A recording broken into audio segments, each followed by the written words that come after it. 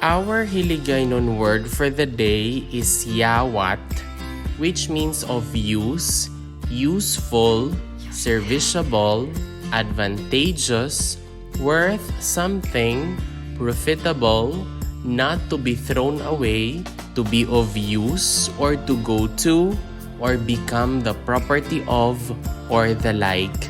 𝗖𝗢𝗡. 𝗖𝗢𝗡 seems always to be used with a following pa.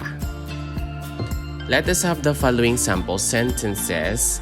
𝗖𝗢𝗡 paina.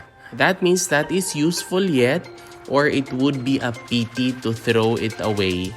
𝗖𝗢𝗡 paina. Basi pa lang nga 𝗖𝗢𝗡 pa sa imo ina. That means that may finally be given to you, or you may yet become the proprietor of it. Basi pa lang nga 𝗖𝗢𝗡 pa sa imo ina. And that is all about our Hiligaynon word for the day, 𝗖𝗢𝗡. If you learned something new from this video, please don't forget to click like, leave a comment, and subscribe. Moreover, you might also want to watch the next video on the screen. Maraming salamat, thank you for watching, and see you in the next video.